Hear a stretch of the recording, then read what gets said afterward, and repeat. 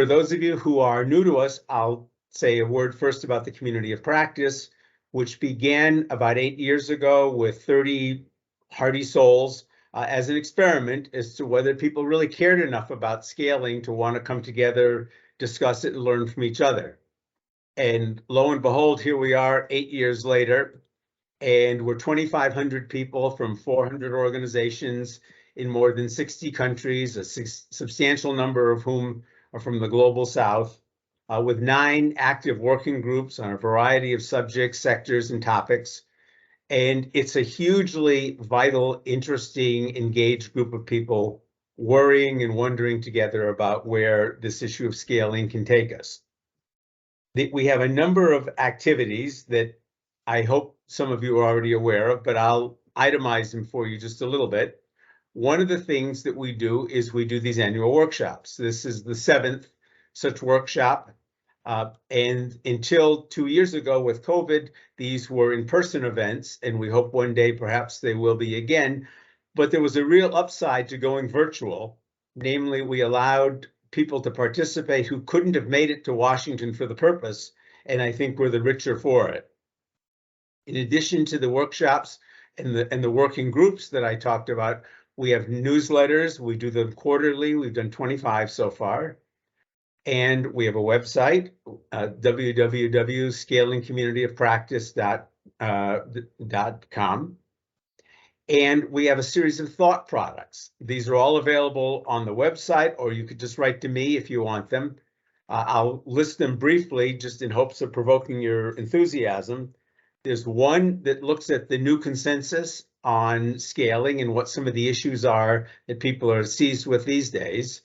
There's a second that looks at scaling and systems change and how those two approaches relate to each other and can really help to inform each other. There's a third work product on principles and lessons in scaling, where we try to distill down to a discrete number of key principles and lessons what we've been learning over the years. There's a more targeted set of products on scalability assessment, which is how can you look at a program, a project, or an intervention at the beginning and draw an intelligent conclusion about the prospects for scale and also about what it's going to take to get to scale. There's a stream of work that has to do with what's involved in institutionalization of change within host governments and how do we track that institutionalization. And finally, there's an important piece of work that we're just starting, and that was the subject of yesterday's plenary, on what's involved in mainstreaming a systematic approach to scaling within donor organizations.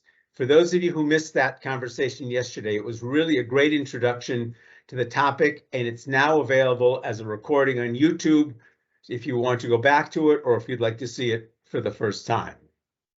Still on the community of practice, I want to let you all know that we've got big thoughts.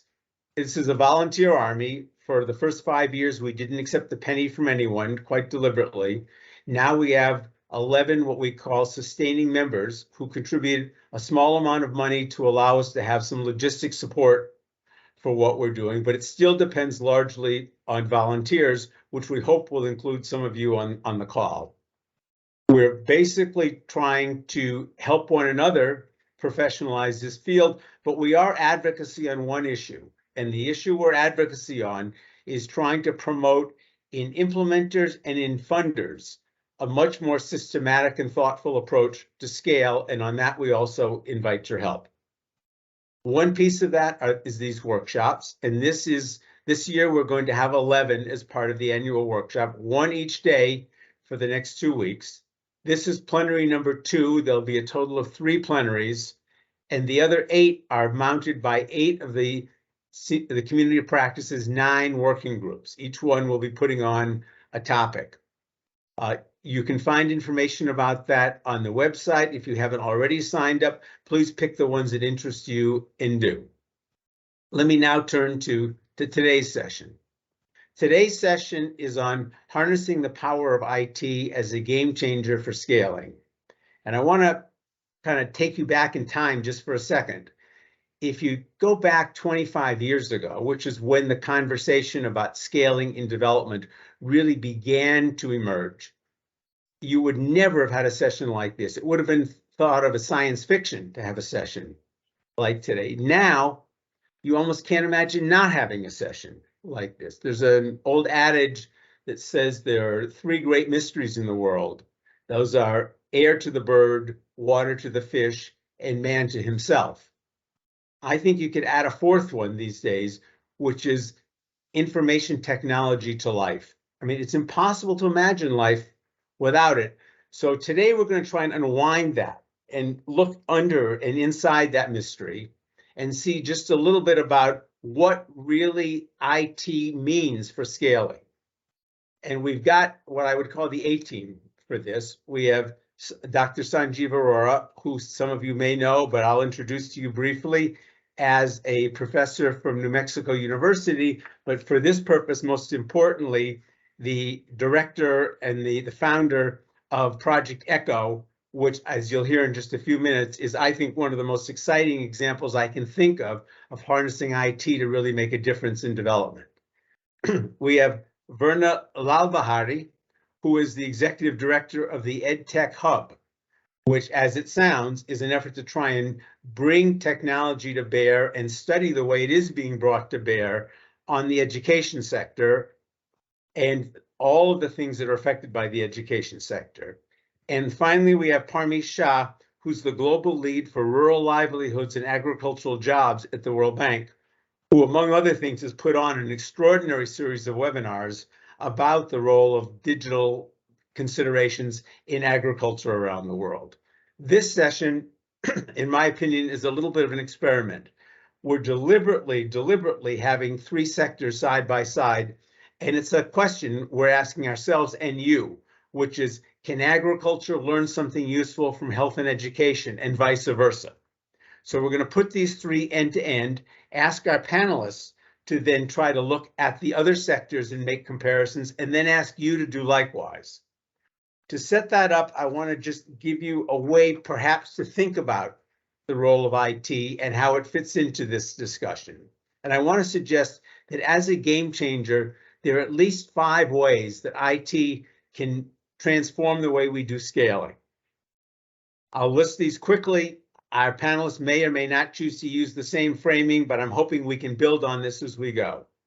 The first is IT makes possible the use of real-time information. So number one, real-time information. So think about that if you're trying to run a cold chain for medical supplies, or you're trying to do something to make the best use of infrastructure, or you're trying to get farmers price information so they can market their crops, or you're trying to get feedback on what is or isn't going on in classrooms. So that's real-time information.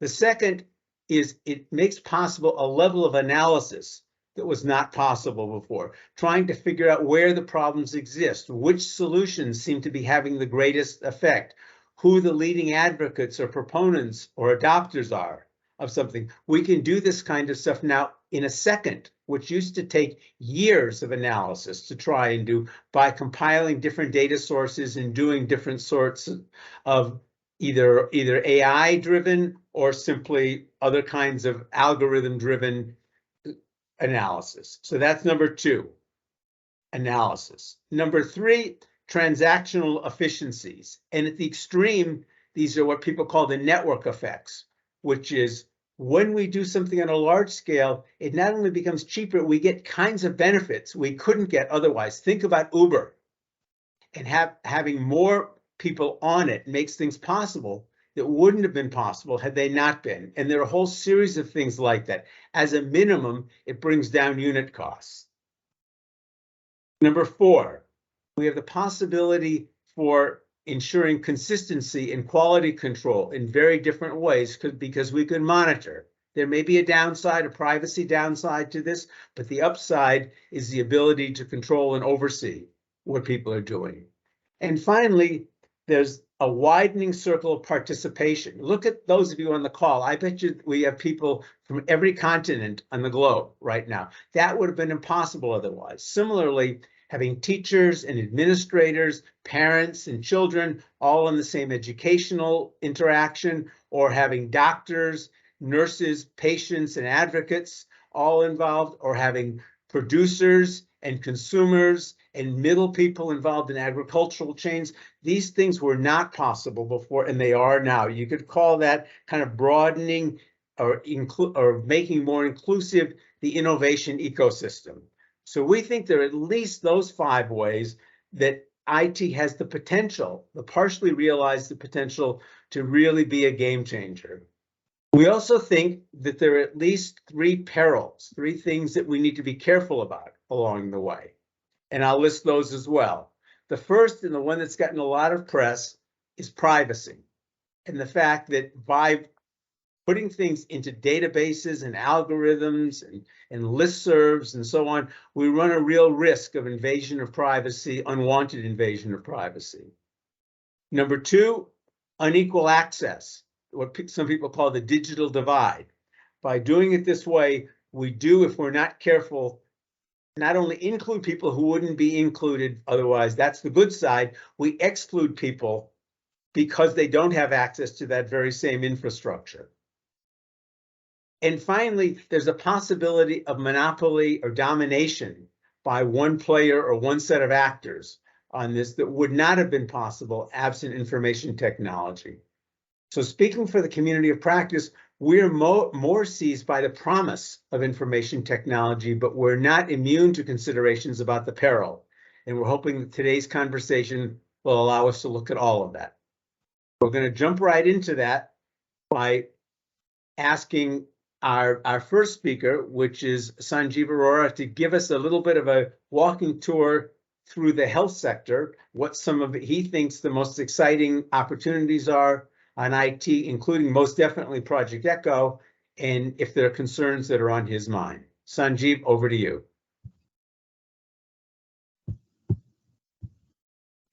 Well, thank you, Larry, for this kind opportunity. And I'll start by saying there's a lot of information technology in healthcare. It is so massive. It's hard to talk about everything in 8 minutes, but we know about telemedicine. We know about e-consultation, where specialists look at electronic records and give opinions, remote monitoring. Somebody could be in their house, and you could monitor their blood pressure, their risk of falling, etc. There's a lot of information technology in healthcare, but the most promising from my perspective is going to be artificial intelligence, which will fundamentally transform it all. Just 2 days ago, a news item came out, which basically what happened was ChatGPT was asked to take the USMLE exam, which is the exam which I have to pass to become a doctor. It was asked to pass the American bar exam, and ChatGPT, without any additional help, was able to pass these exams.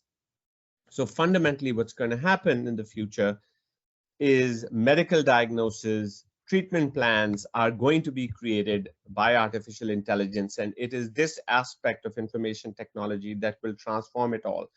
The greatest peril I see is a paywall. As you saw recently, ChatGPT and other kinds of artificial intelligence will sit behind paywall, and this can create massive inequity that the poor will not be able to benefit from this amazing innovation, and it will be restricted to people who can afford it. Next slide. I'll spend the rest of my time on Project Echo. And what is this? So I'm a gastroenterologist by profession, and about in 2001, I saw a 43-year-old woman in my clinic, and she had 2 children in the room with her, a 14-year-old boy and a 9-year-old girl. And I asked her, how can I help you? She said, I have hepatitis C and I want treatment. So I asked her, how long have you had it? And she said, I've had it for 8 years. So my question was, why did you not come earlier for treatment? And she said, I live 200 miles away. There was an 8-month wait to see you, and your nurse said I would have to make 12 trips. And as a single mother, there was no way I could take so much time off work. So I said, why did you come today? And she said, I'm having pain here in the right upper side of my abdomen. I did an ultrasound of her liver, and she had a cancer of her liver and passed away 6 months later. So I asked myself, why did she die? And the answer was she died because the right knowledge didn't exist at the right place at the right time. And she didn't have the ability to get to the right knowledge. The next slide, please. At ECHO, our mission is to democratize the implementation of best practices for healthcare and education to underserved people all over the world. Next slide. And our goal is to touch the lives of 1 billion people by 2025. The 4 guiding principles of all ECHO projects, we have about 4,000 networks in the world, is equity, democratizing the implementation of best practices through guided practice, all teach, all learn kinds of network effects, building agency at the front line, and enabling organizations to achieve their mission with speed, scale, fidelity, and at much lower cost. Next slide. The goal of 1 billion people has to be achieved by December 31st, 2025. Next slide. The model is based on 4 key ideas. First, to leverage technology to leverage scarce resources, one-to-many video conferencing, and to share best practices. So the problem I was having in New Mexico, there was a 8-month wait to see me, and there were 28,000 patients, only 1,500 had been treated. So I went around the state of New Mexico and I gave people my protocol for treating hepatitis C, but they said, no, this is chemotherapy. We cannot do this. This is too toxic, this medicine. So I said, okay, how did I become an expert in treating hepatitis C? When I did my fellowship in Boston in Massachusetts,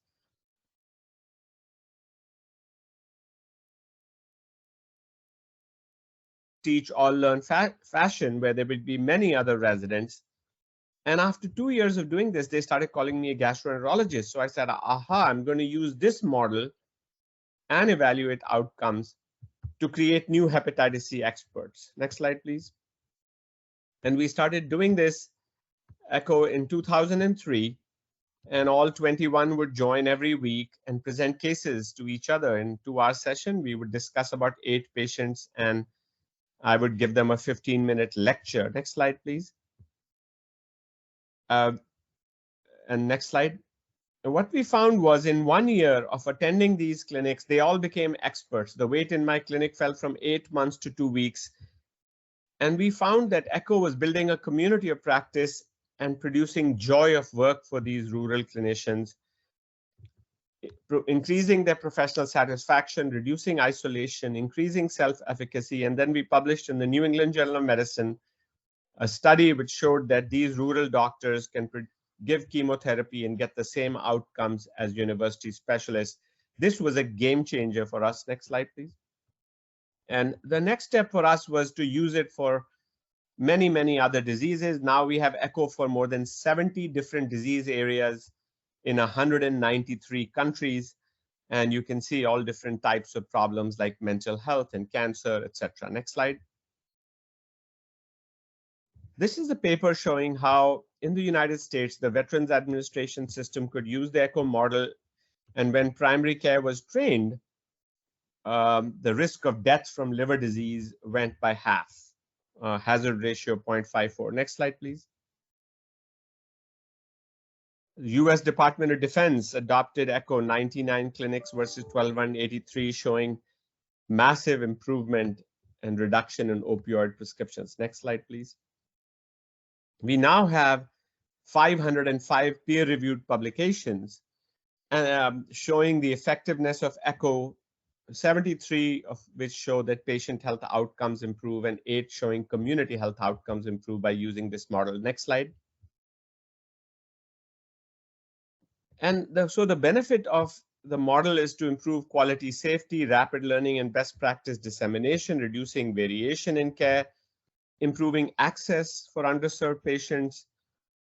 But what we need to do is to democratize the expertise of people living in cities and universities. Next slide, please. In order to get to 1 billion people, we said we would train any large academic institution, whether they were working in healthcare or education. We would give them the ECHO model. We would give them our worldwide Zoom platform. We would also give them access to resources in our cloud-based resource libraries. And currently we have 856 hubs, every major university in the United States, from Harvard to Stanford to MD Anderson in Texas, our echo hubs, as we have hubs in India and Africa and other parts of the world. Next slide, please. And in Africa. Next slide, please. Overall, we've had 3.98 million learners on the Echo project in 193 countries, and most of these have occurred in the last 5 years. Next slide, please. So the last point I want to make is what makes Echo work is team-based care. Task shifting is the idea of every human being working at the highest level of their human potential. We do that with Echo through interprofessional consultation, guided practice, and mentor-mentee relationships. The network effects come into play because in a typical Echo, you may have 30, 40 different learners with some experts. It produces this community of practice and joy of work, but an all teach, all learn platform harnesses the knowledge of people from all over the country to solve problems which are locally relevant. The principal idea of Echo is force multiplication, which is to exponentially improve the capacity to deliver best practice, healthcare or education. And I'll stop here right now, but to really say the digital divide and putting these kinds of technologies behind paywalls is the biggest risk for inequity in the world. Thank you, Larry. If there's anyone who was not impressed, they were not listening, Sangeev. Thank you for a wonderful presentation, but thank you even more for the work that you do. I want to, before I turn to Verna, I just want to say a word about how we want to run the rest of the session. Those of you, most of you, when you look at your computers, you'll see up across the top, one of the buttons says Q&A.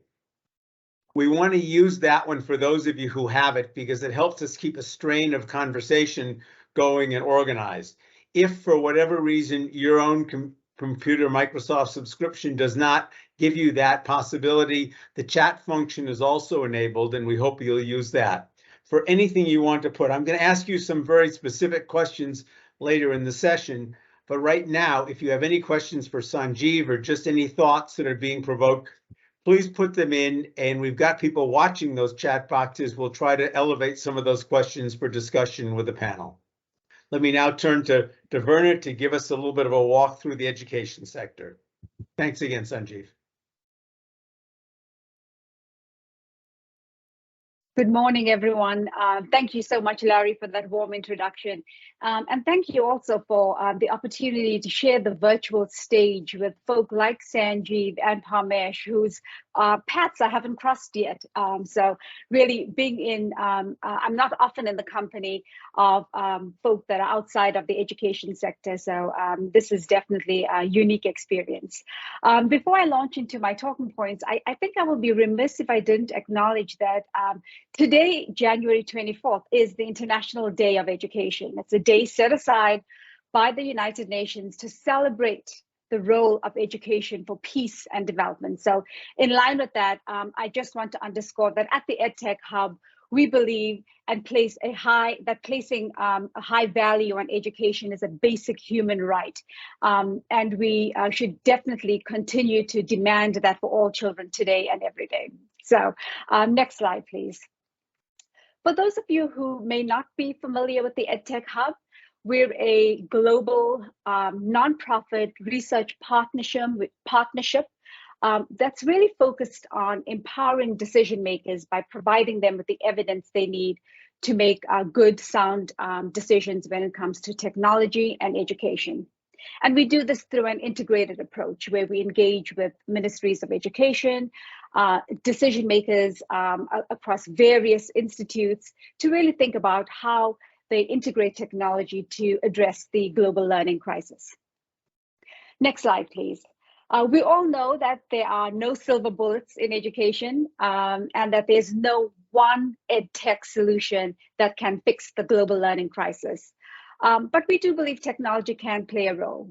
And it's really important that technology be based in and designed around really sound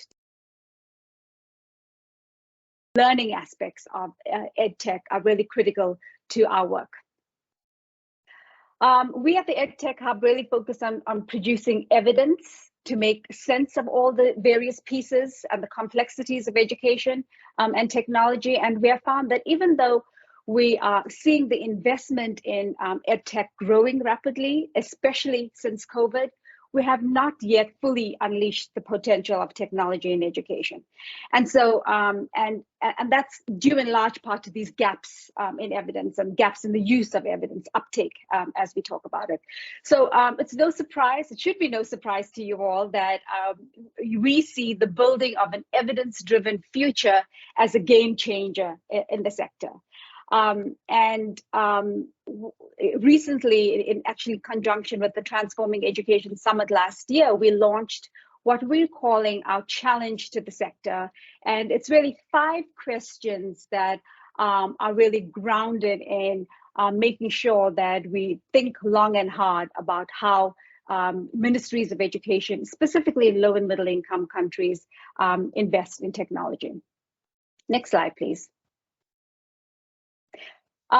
So I've put up on the screen the 5 questions that we have pretty much asked the sector to rally around and really build momentum around. And we hope that you will also join us in really thinking about these questions as framing questions, but also if you're in a position to invest in technology, demanding the answers to them. And I'll very quickly go through each of them. So next slide, please. And for each of the questions, I've also framed some practical steps that we provide to really help in facilitating responding to these questions. So very important, will this use of technology lead to sustained impact in student learning outcomes? The justification for any investment in technology should really be based on learning gains and student learning gains specifically, and really not for the easiest to reach learners, but really the learners that our work focuses on, which are learners in low and middle income countries. Then the next question is, will this use of technology work for the most marginalized children and enhance equity? Sangeev referenced, some of the perpetuating of inequity that can happen with technology. So really making sure that we are astute and aware of the potential that technology has to exacerbate inequities and really account for that as well. The next question is really focused on, will this use of technology be feasible to scale and in a cost-effective manner? We know that scaling interventions, especially in poor countries, is really challenging. So really making sure that we put forth solutions that we know can be scaled in poor countries are really, really important. And aligned with that, the next question is really focused on, will this use of technology be effective in a specific implementation context?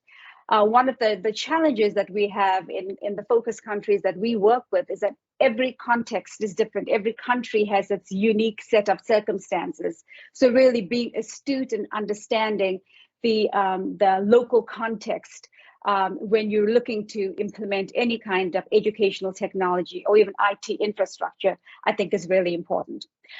Okay, so the last question then is really focused on making sure that the technology investments, whether they, IT, EdTech, are really in alignment with government priorities and are strengthening local education systems. So thinking about practical steps to do that, I've outlined a few on the slide as well.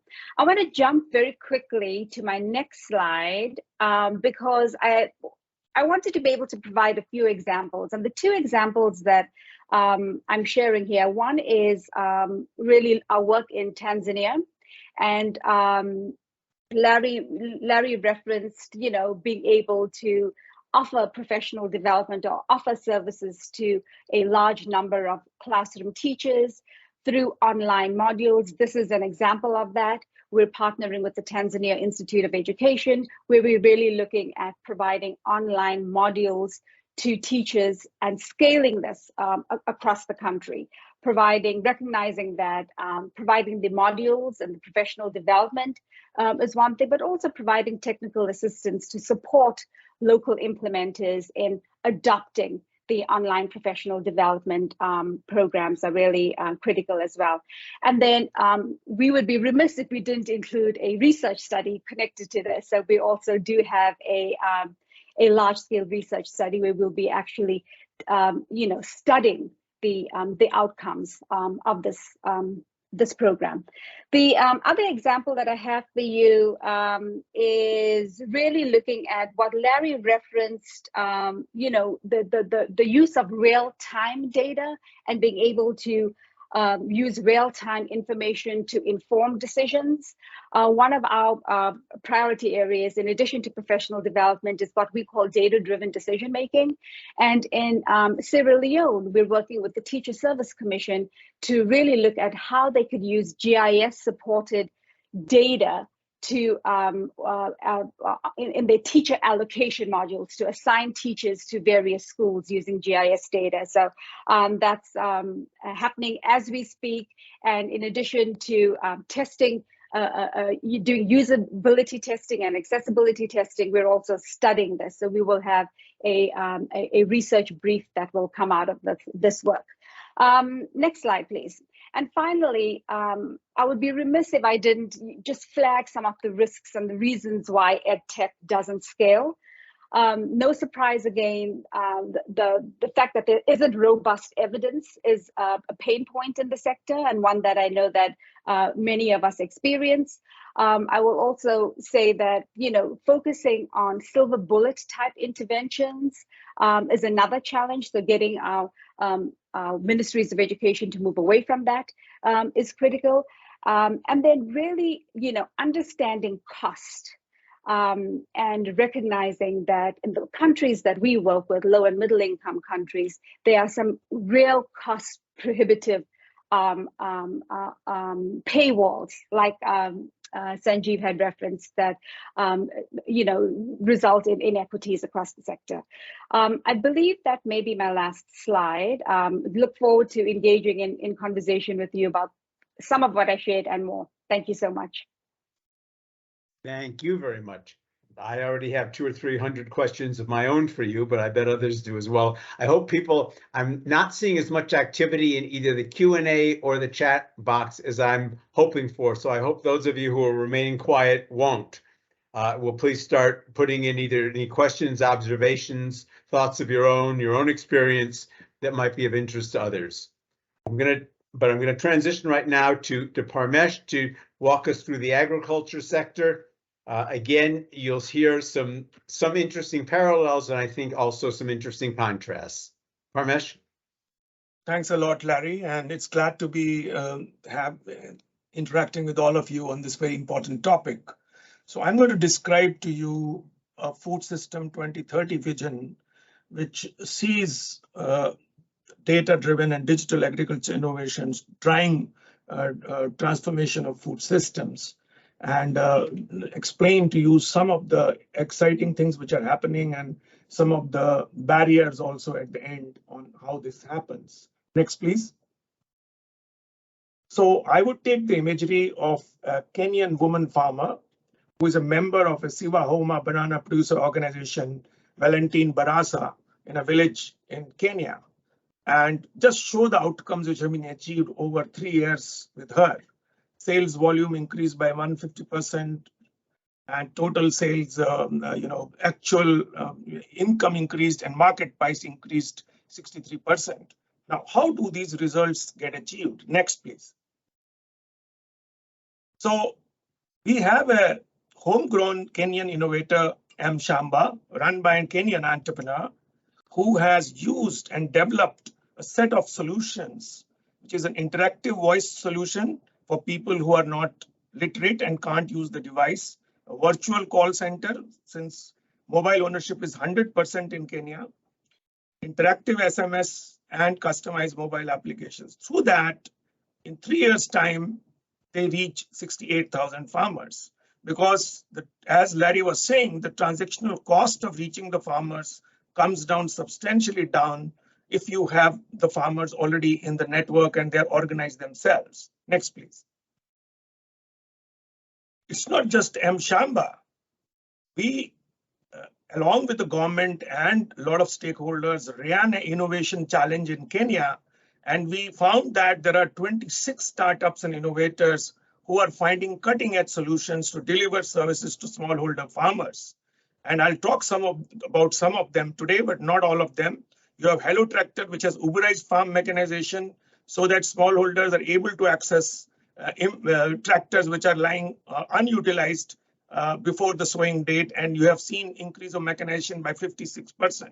You have the video-based extension circus. You have the IoT soil scanners, which give soil testing reports in 10 minutes.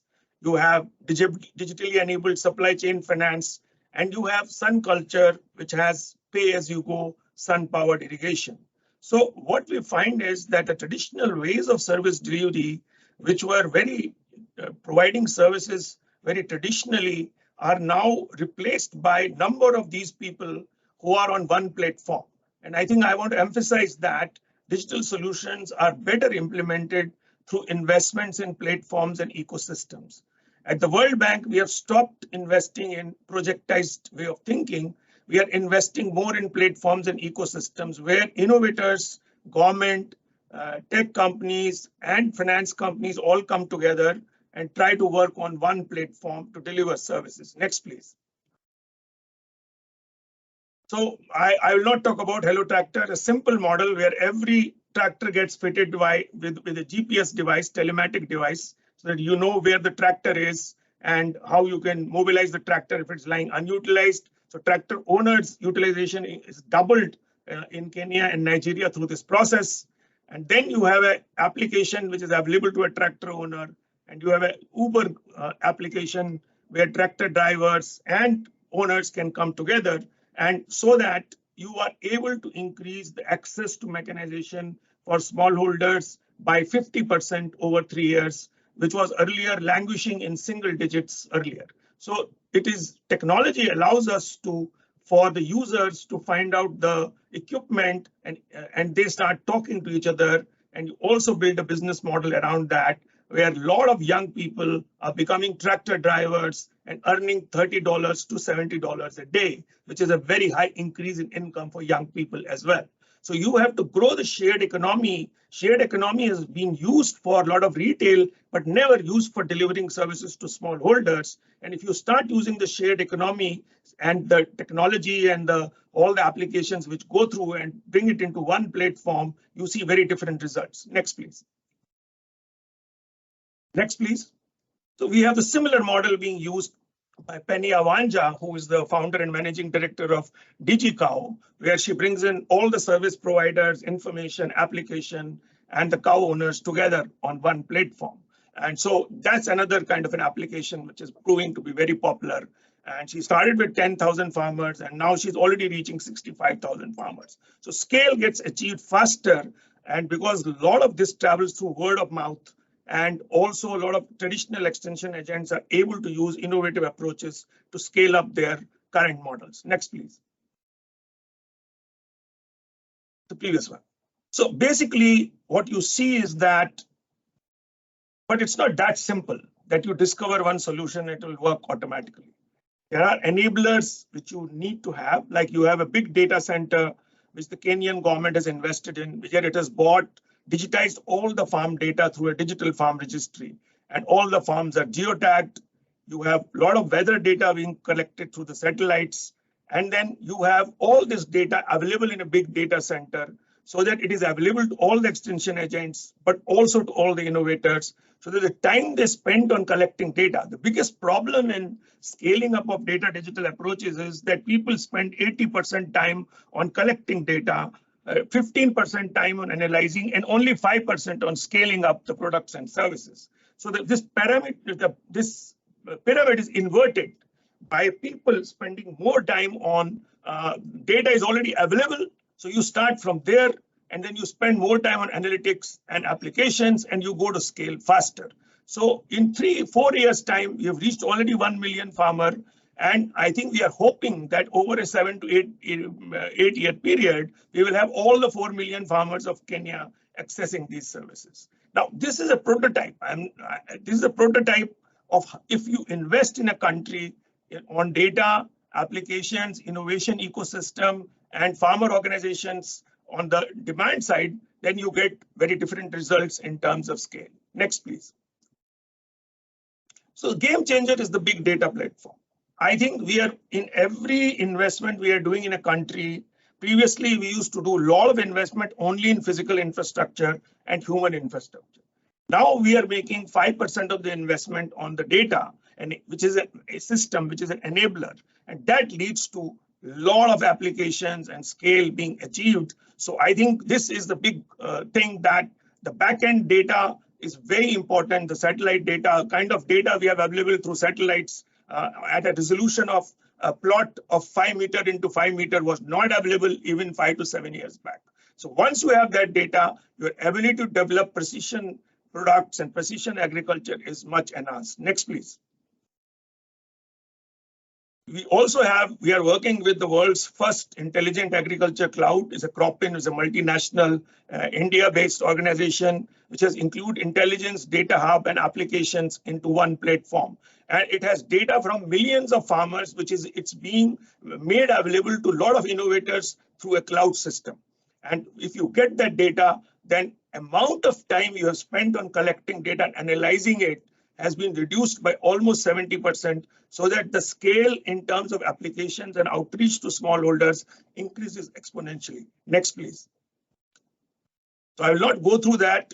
This data, this is available to you. They have developed a range of applications. Next, please. Next, please. So basically, our vision is to transform food systems through data and digital innovations. And we are doing this with a number of bilateral agencies, financial agencies, tech companies, and agribusiness companies, and most importantly, about 28,000 startups globally. Basically, these are innovators who are continuously coming with new ideas and solutions, but they never had a platform to be brought together. Next, please. So basically, when Larry said, why is it not happening on scale?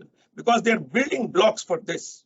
You have to develop a data ecosystem, you have to develop the innovation ecosystem, and you have to develop institutional innovation in governments and for other agencies which are there. So you have many building blocks, and that's why it takes time to develop this. This doesn't develop overnight, that just because you find an application that starts happening from tomorrow. So I think it needs a lot of enablers, and it needs a lot of other things to sustain this. Next, please. So basically, what we have done in the bank is that with about 6,000 knowledge community, we have created a lot of shared knowledge, as I think in Sanjeev's case also, that we have number of people doing, and we have launched this webinar series, and we can't believe that we have thousands of people with ideas and thousands of people, consumers, all coming together on a very active platform. And we'll encourage you to go and see that. And this happens through then hackathons, innovation challenges, so that you are creating a dynamic kind of a virtual cycle of innovation and scale, rather than a one-off thing which happens in a project and that dissipates. Next, please. So already we are now 56 countries, 56 operations, 1.15 billion investment is happening in data and digital. In 4 years, I think we have never seen such faster growth of demand coming from governments to go into this area. Next, please. And we are going to now develop a global data and digital agriculture advisory program to go on scale, which will have data, investment, innovation, and impact evaluation all bundled into one kind of product, with knowledge, learning, and partnerships embedding this. Because if we don't learn continuously, whatever is important in digital agriculture today will become outdated after 3 or 4 years. We have to continuously bring innovations and test them out and take them to scale. Next, please. This is some additional information. If you are interested, you can go to these resources, and please feel free to write to us on that. Thank you very much, Larry. Over to you. Thank you very much, Parmesh. Well, if anyone's head isn't spinning, I'm not quite sure where you were. There's just so much going on in this field right now that it's a little bit like taking a sip from a fire hose. But what we're going to try and do as a community of practice on this is to engage as deeply as we can, to be as much help to as many of you or many of us as we can be in trying to unwind this bundle and get particular insight into particular issues. To start that, we will, right after this session, clean up the video, put it up on a YouTube channel where it's accessible to anyone who'd like to see it. We'll take the PowerPoint slides that have just been used for these presentations, make them available for you. And I hope, importantly, we will use this as a launching pad for a program of work for the community of practice itself on a number of these issues. I want to go back to the panel now. If I could ask you all to come back on screen.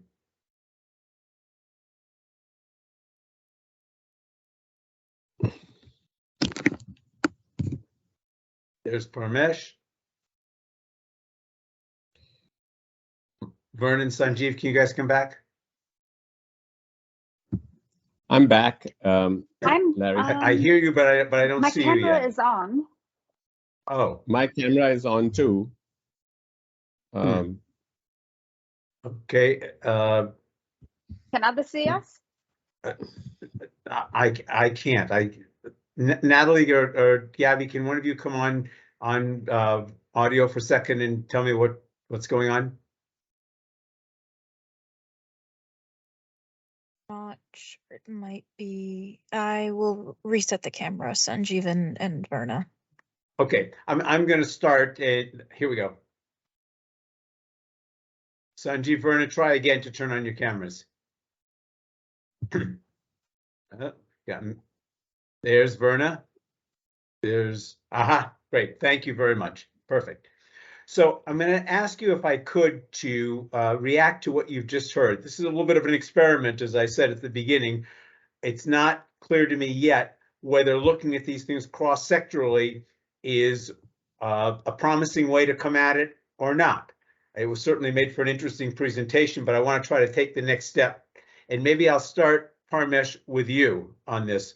As you listen to Verna talking about education and Sangeev talking about health, and put it alongside your own work in agriculture, did anything special come to mind?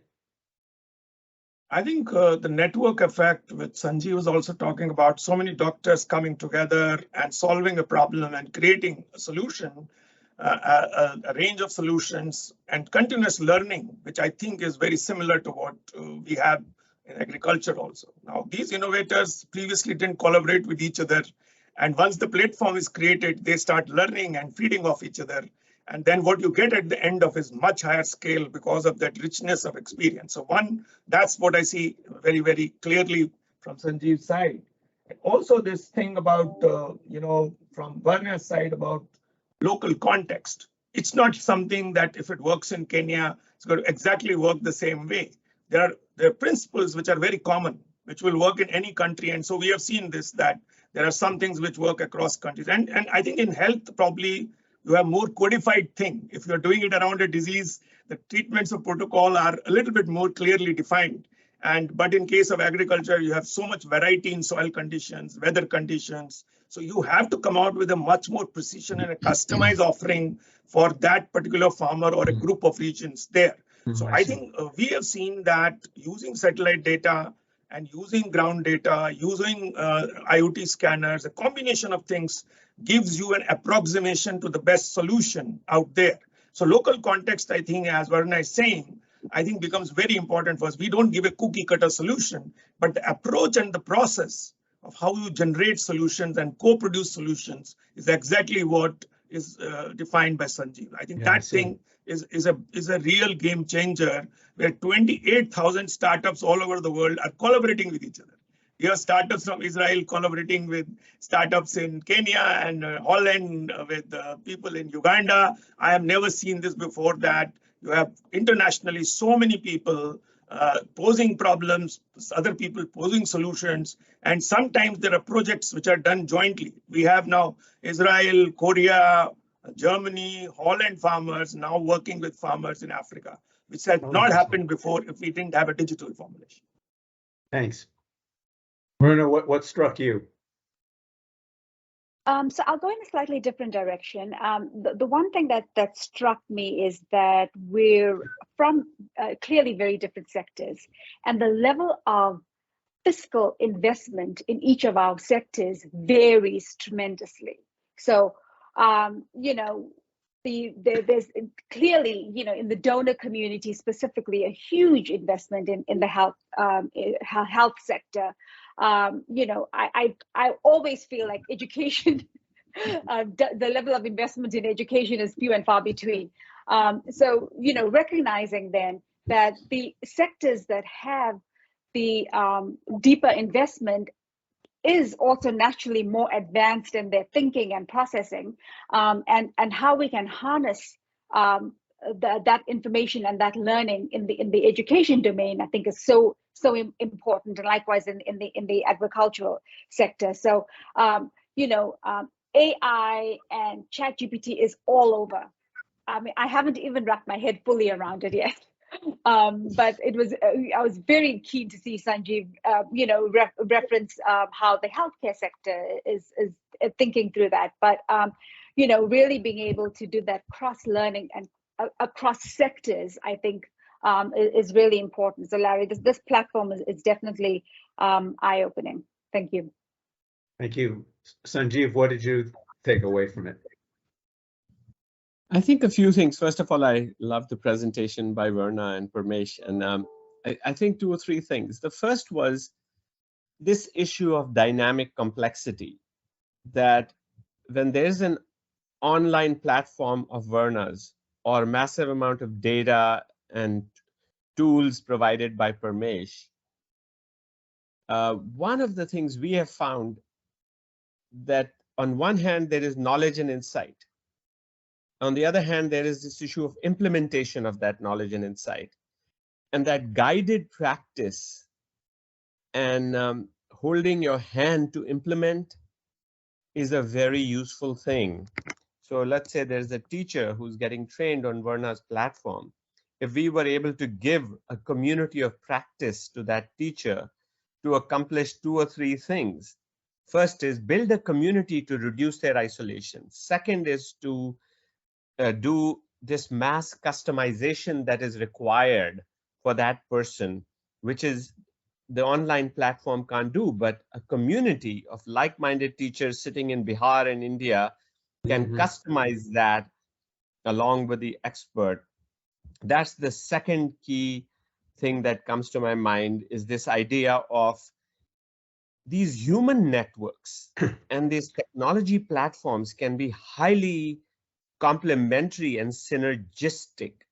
So to assume that the third aspect that comes to my mind is when all this technology is available, the online platform is available and Parmesh's data systems are available, do these farmers and teachers need training of how to adopt this technology? That too requires communities of practice to help each other, saying, Larry, what did you do? How did you work it? And Verna, how did you? Let's say we're all farmers. We have to assist each other with experts on how to adopt the technology, to customize that knowledge, and then practice it through guided practice, communities of practice, until we go from novice to expert. That's one of the insights that came from me. That's a really nice way to frame it, the knowledge to expert transition, which is, I think, a lovely way to think about it. You know, there have been a gazillion questions starting to come in now. Some of them are quite specific, and I know we're not going to get to those, but there's one that's come up several times in different incarnations that I do want to pose to all of you, which has to do with who owns the data and where the control points are in this. And it relates to both the promise and to the peril of these notions, which is when you collectivize these things and when you bring them together into platforms, you also give certain people the potential to have power or control over the way those things are realized. I wonder what each of it, I know this could be a whole dissertation, but just in very briefly, what you think about the where we should focus our attention when we think about the issue of ownership and access. Sangeev, you started us with a firewall issue. That's one piece of it, with the paywall. Yeah, I think for me, Larry, what I loved about Parmesh's presentation there was that some of this data is being aggregated and processed by the World Bank. That really was amazing. But now let's take the future of medicine. As I said, it is almost inconceivable to me that ChatGPT or its brother or sister will not be much better than a doctor in making the diagnosis. It certainly can pass our exams better than doctors can. So therefore, now the question comes, it's not just who owns the data, because the data could belong to the patient, but the thing is who has the power to process it. Yeah. And so, for example, ChatGPT starts as an open source thing, as a .org, but then becomes a for-profit. And now, as of yesterday, Microsoft puts in $10 billion into it, and now it's going to be available. So these are some of the challenges with this kind of technology, is because these network effects are so powerful in creating monopolies that unless we are really careful, these monopolies will not allow poor people all over the world. How will, and then there is, of course, the primacy of connectivity now. So if you need a ChatGPT-like device to help a person in Sudan get the right diagnosis, where is the internet connectivity? Let's say, so I think all of these issues are going to come right front and center, because it's not 10 years away now. It's 2 years away. Yeah, I rather than say on this one, I'm going to transition to another one that I think is directly related. Parmesh, let me ask you this one. A lot of these questions do have a dimension on what it means for donors and where there are public goods and things that either to provide access or simply to make them work to maximum efficiency requires something other than just private actors in this. What reflections do you have on that? And I'm going to ask you, Verna, the same question. So first, the question which Sanjeev was trying to answer, I think the issue is that we believe that technology, encryption, and confidential computing has built so many firewalls you can build. Like we have now started a process that if a commercial person accesses the data, they will provide a data voucher for smallholders to access X amount of free services based on that applications. And if they can make money out of the larger guys, but they have to develop a data voucher system in return for data. So that's one safeguard one is building. Second is we have a lot of farmer organizations. So we are trying to get farmer organizations get license for this data, and they can trade their data with the people who are giving them applications so that you turn the tide a little bit. So we will pass on this data to more public platforms who can then negotiate with the commercial organizations to develop a level playing field to that, Yeah. And also build algorithms for smallholders, which are more. So like we are doing a project with Rockefeller, it's called algorithmic justice for smallholders. So every algorithm, we are making it biased towards smallholders there. So I think just wanted to make these points in terms of data privacy. Now come to what the public good element is. I personally believe that data investment for poorer patients, remote areas, and smallholders will not be done by private sector in the beginning. There has to be, internet itself is a global public good. You should understand that. It was a global public good which led to a lot of applications eventually. So we might have to invest in the public good of the data for some time and then develop mechanisms by which when it gets started, gets converted into commercial applications. There is some quid pro quo. And in telecom, we have had this universalization fund on telecom and all for a very long time. That's why you had to provide telecom services in rural areas, even in US, in all parts of the world, to equalize that.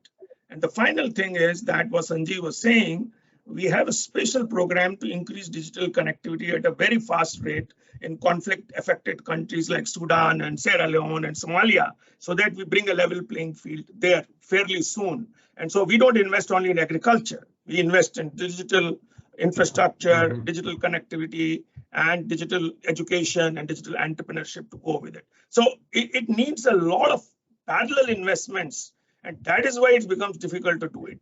But the promise, what I see is what Sanjay was talking about, the eco, going to remotest area and offer cancer services to a remote. And we are also saying the same thing. A more arid farmer in Somalia and Sudan should exactly get the same services as a better off farmer, which is in irrigated area. And I think this equalization of how you do it through global public good is very important, because I don't think it will happen purely through private good. Yeah. Verna, what do you think? So, again, I will talk from the perspective of like the donor community and bilaterals and multilaterals, and really thinking about how we support the organization across bilaterals, multilaterals, and the donor community to ensure that that good money is not going after bad, right? So, to my point, then again, bringing back in, our evidence, like how are we making sure that the global public goods are accessible to broader, especially low and middle income countries, but also that there's some organizing in the donor community to make sure that there's some kind of economies of scale in terms of investments. I do believe that it's really important for public-private partnerships, right, to think about how these two worlds come together, because as opposed to collide, so to speak, right? So come together in harmony. So you're having that discourse with the large tech companies and engaging them as partners at the table to problem solve some of the challenges that our poor low and middle income countries have is really important. So thinking through again, not just the public-private in terms of things like open educational resources, but also things like paywalls, like what we call in the EdTech space freemiums, right, where something is free for a while and then you get slapped with the fee, and making sure that at the base level there are some learning management systems, student information systems that are really going to support learning, period. Thanks. I want to turn a couple of questions now to the audience, to the participants, and we're going to flash them up on the screen in just a moment. This is by way of trying to shape what the community of practice does in advancing these questions further. And the first question I want to ask you is just how enthusiastic you are about this topic. Gabby or Natalie, could you put up the question for me? So let's talk first, if you would, just vote for one of these things about how enthusiastic you are about the community of practice continuing as a work stream on this issue of IT. Hang on.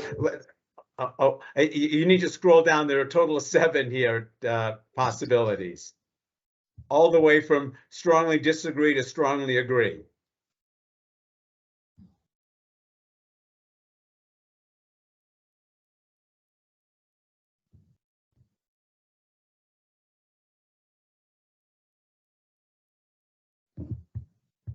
Take just one more minute.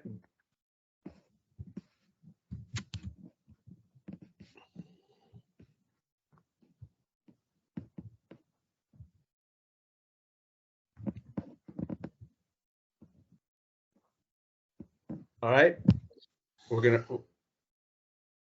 Aha, I see one person says they can't see the questions. I have 23 votes, 24 votes. Did the question not appear on your screen? The question was. It did was, not on mine. It didn't on mine. Oh dear. Okay. All right. This is. I'm going to do this quickly because it looks like for some reason this works for some of you and not for others. The question was, the scaling community of practice should place additional focus on the role of IT in scaling. And it asks you to go all the way from strongly disagree to strongly agree. If you did not get that question and you want to vote, just go to the chat and put something that says strongly agree we should, strongly disagree that we should, or whatever you happen to feel in between. I apologize to those of you who didn't have this show up on your screen. Okay, here comes question number 2. Question number 2 is, there is value to continuing to look at this in a cross-sectoral way. There's value to continuing cross-sectoral learning on this issue. Again, it's the 1 to 7 scale, all the way from you think there's no value to that to you think there's great value in that. Larry, this is Johannes. The last number 7 says strongly disagree. I think it should say strongly agree. Oh my gosh. Okay, I'm seeing now several. Well, now it should definitely say strongly agree.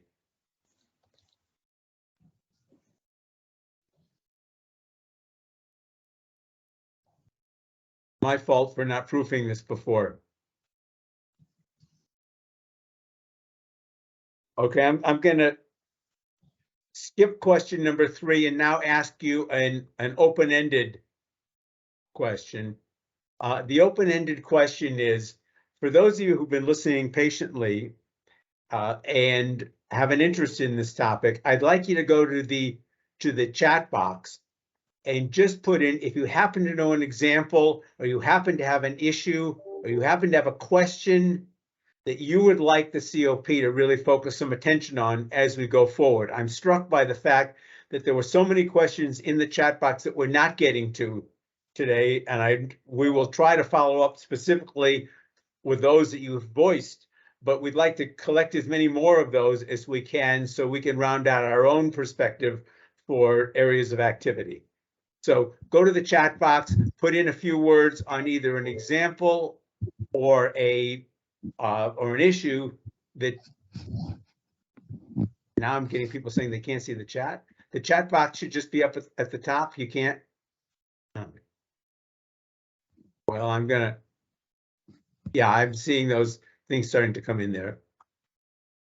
Well, it's somewhere between ironic and poetic that we're having a technology problem on this technology session, but I think I'll take it as poetic. And thank you all for your indulgence on this.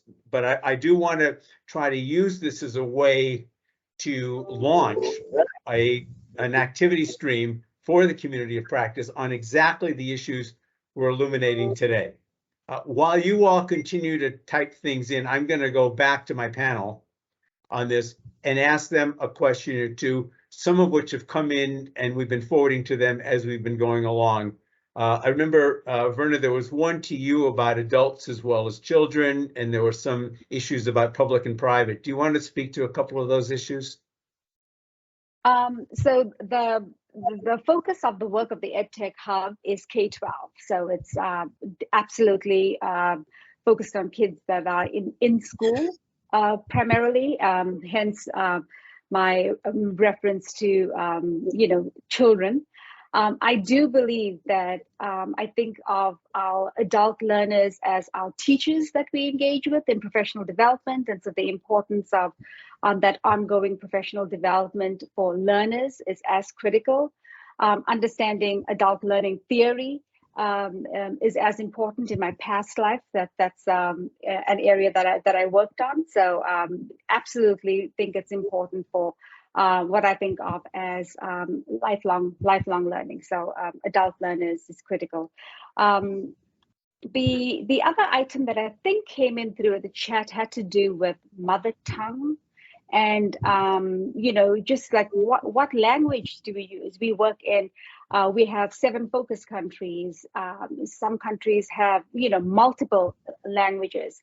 So for our Tanzania example, we actually do develop the modules. The modules are developed by the Tanzania Institute of Education, the University of Dar es Salaam, and Aga Khan University. So really we have local educators that are developing modules and then making sure that they're contextualized, but also have access in mother tongue.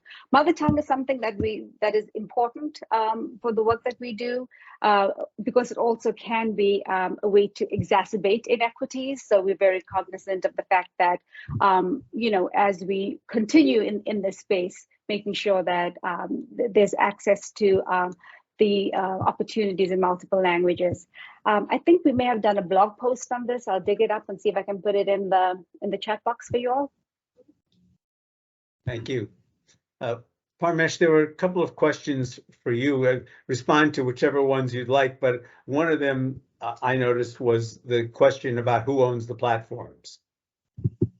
Oh, I already answered it in the chat already and responded to many of the questions. So I've been looking and responding so that we will not be able to cover everyone. So I said that the government and the farmers, I think they are the one who are the custodian. They've created a platform, and because all the other people have a stake in either a solution and getting profits, you need the people who are the users and the people who are have the invested, and the government borrows money from us to create the data platform as a public good. So I think then you have many arrangements by which people can join the platform either as a user and pay a service fee to use the data, so that there is some amount of compensation. If you're making profit out of it, you need to pay for it.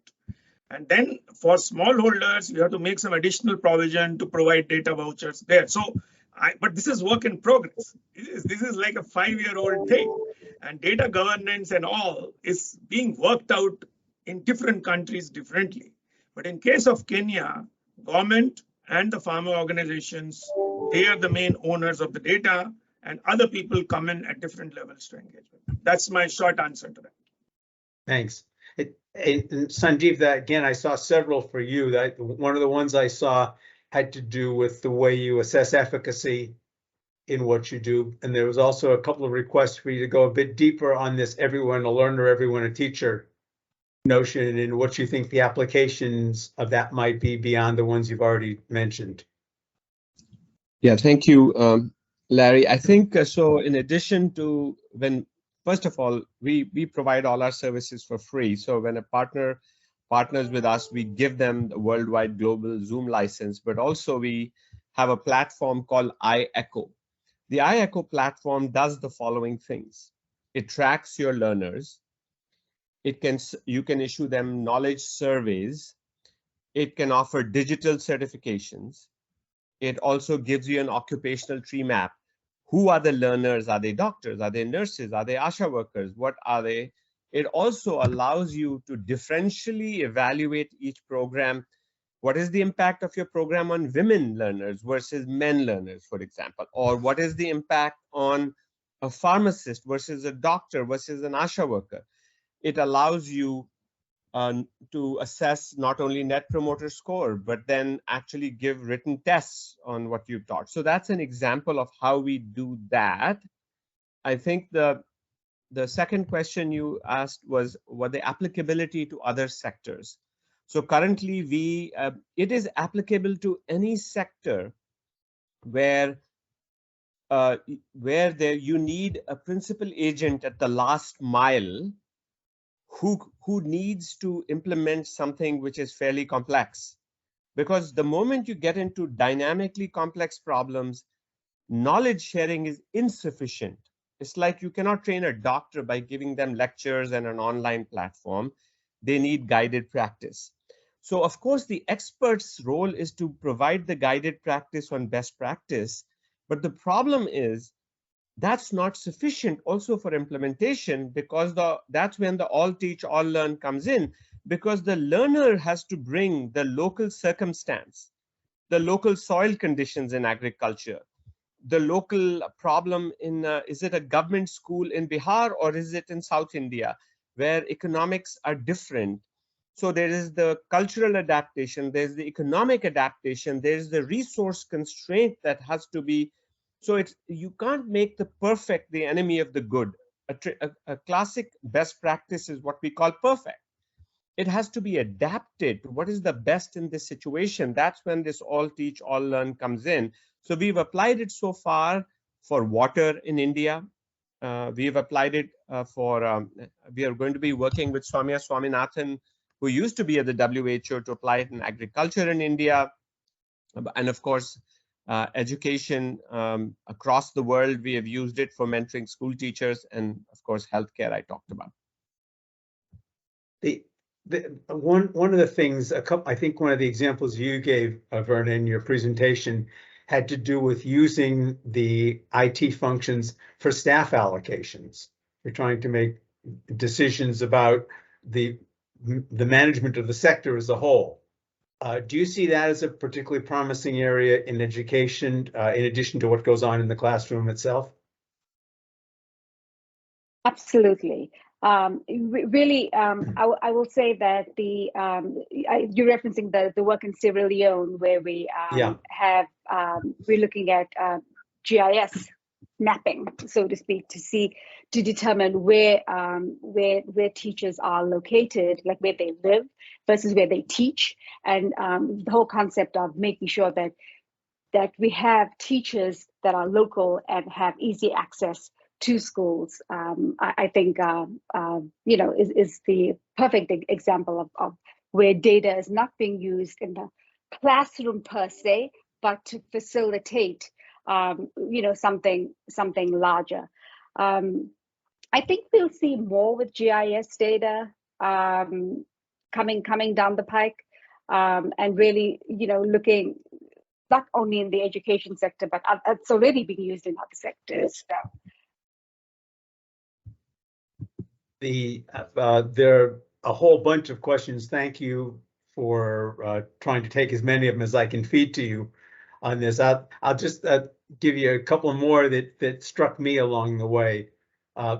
There clearly is an active discussion about the role of donors in all of this, and we've touched on that before, but I think it's worth giving another strike at that one. In particular, since Parmesh, I think, emphasized, but everyone else picked up on the notion that this is something more than projects. And the way donors tend to approach the world is projects. So the question is, if we're going to try to engage donors in a constructive way to support the building out and then ultimately the operation of these IT-enabled solutions to things, where do you see the most effective or the most necessary role for third-party donor funding? Each of you have touched on that one way or another, but I want to try to draw that together into something we could be a little more conclusive about. Let me start maybe with you, Parmesh. If you were going to prioritize donor funding to try to enable the things we've been talking about today, where would you focus? I think clearly my bias is towards data, because it's a liberator and enabler for a lot of things. Innovators could pick on that and do that. Private sector is not going to do, particularly the inclusion data and remote and all that stuff, the GIS, the weather data, all that stuff, which is coming from a public source. And you can see European Space Agency, NASA, lots of other data which they had invested as a public good now being used for that. So I think I would say data. The second I would say is to create the institutional capacity, particularly among the government, to become a facilitator and enabler of these kind of ecosystem. Government really looks for silver bullet all the time as a 5-year electoral cycle. They don't look at how this is going to be built. An ecosystem is a medium-term concept as opposed to a short-term concept. So I think we have to invest in more the capacity of both the government, but also the other stakeholders. As Sangeev was saying, we have a lot of community digital facilitators now, young youth being trained as digipreneurs now across the board. We have almost like 500,000 of these now across the world. So I think you have to build this at the last mile and the first mile. I think in between part comes through the incentives and all, and maybe you need some small funding, seed funding to go with that. You don't have to invest the whole thing, because private sector will come in and start investing at some stage. You shouldn't invest in things which private sector will eventually invest in. Last mile, first mile. That's an interesting way to frame it. Sangeev, I have a specific version of this I want to ask you, because you and I have been involved for a while now in the efforts by Project Echo to expand its footprint on this, and I'm interested in what kind of funding has been most useful to you in getting where you already are, and what's most needed to get where you need to go next. Thank you, Larry. I think the one issue, since the subject of this matter, of this event is scaling, one issue that I see with donor funding across the world, not just ECHO, is what I call the 1,000 saplings problem. What I mean is you grow 1,000 saplings, but there isn't enough funding when there's sapling to make it a big oak tree. You see, so what happens is, so that's one issue. As these saplings become trees, they need larger funding. That's an important thing. And so some sort of collaborative model or other ways of sticking with to grow an oak tree rather than find the sapling and then let it be, and then it doesn't have enough. I think the second key issue that comes up when Parmesh mentioned that is this open source. So that means funding small NGOs that then go and sell their business, their wares to generate the revenue for sustainability, ultimately becomes non-scaling for low-income people because there's a paywall there. So I'll give you a classic example of the two that to explain. In India, there is a system called Aadhaar, which is I am who I am type of social security number and a unified UPI or payment interface. So you can transfer money because it's owned by the government and it's open source. You can transfer money in India from one person to another with negligible cost, almost zero. Whereas when I'm in Kenya and I try and make the same transfer on a mobile phone, they'll charge me 1 to 2% because it's a private, function. So what I'm saying is, for massive scaling, you have to put this, whatever insight you have in some sort of public platform. If you hide it behind a company or even a not-for-profit that wants to pay per unit, charge you per unit utilization, you will completely limit scale right there for underserved people. So this is going to be and I can already tell, a wonderful issue for this community of practice. I mean, we've got an embarrassment of riches coming out of today's conversation of things that we can pursue. I can promise you that my colleagues and I are going to be going over the chat box and anything anyone wants to send us subsequently to try to pull out maybe a half a dozen areas we can initially focus attention on to try to continue exactly the conversation that you all have helped us start today. We've got only 4 minutes left, and I want to use that to let each of you make a minute of final remarks if you'd like to, and then I'll save the last minute selfishly for myself. Let me start, Verna, with you. Thank you, Larry, and thank you all for allowing me to engage with you on the stage today. So a couple of closing comments. One, and piggybacking off of Sangeev and Parmesh's last two comments around the donor community, I do think that the 1,000 saplings problem is one that we need to put front and center, because it also has us running from pillar to post, so to speak. So some organization and cooperative planning in the donor space, I think, is critical.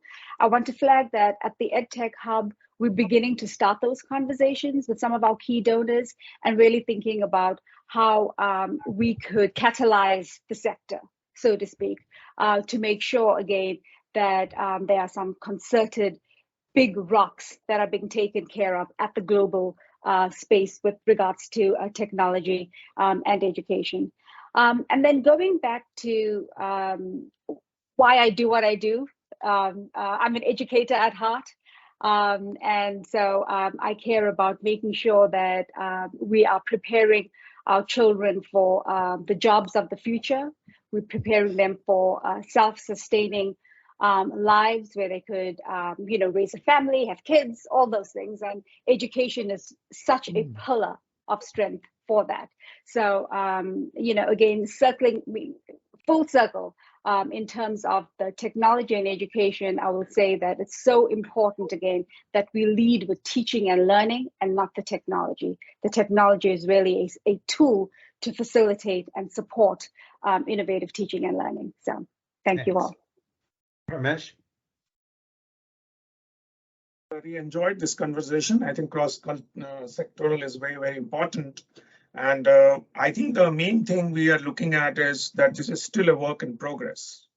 I don't think we'll find uniform principles and practices which people will learn from, but people will come out with very customized kind of solutions which will be relevant to the scale in a country. So the way I will scale up in India is, and why I'll scale up in Bihar, because I have invested in Bihar, Sangeev, $500 million for a very large women's empowerment project. So I work very differently in that state versus the way I'll work in Kenya. So I think there is a lot of contextual product application and scaling up modeling we need to do according to the context. So I would not say that we find a silver bullet for scaling up as well. This will evolve quite rapidly. AI and machine learning are being used in such a fundamental way that what we are talking about today, we'll be talking about very different things after 5 years. So keeping our eyes and ears open, really bringing the new innovations in. And I think we are struggling as a World Bank, where all of us have been trained as PhDs at a time when data and digital was not part of the curriculum in agriculture at all. So we are investing in curriculum where we have data science, what is a core thing in a curriculum of even every agriculture people. So I think this requires fundamental transformation, the way we as professionals are trained to think about data analysis and scale. Thank you. Us analog people being dragged into a digital world. Sangeev? Yeah, I think thank you, Larry, for this great opportunity to meet your colleagues. And the one thing I wanted to mention is that for any of you who want to use the ECHO model for scaling your projects, please reach out to me. I've put my email address there and in the chat, and we would be willing to bring our technology platform and our technical training and the Zoom licenses, etc., at no cost to you, to help you achieve your mission with speed, scale, higher quality, and lower cost. And thank you again.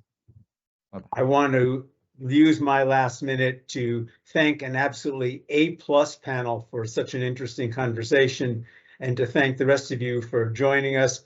I hope this is a down payment on a discussion we're going to be having for a long time to come. Thank you for being part of it today. Goodbye, everybody.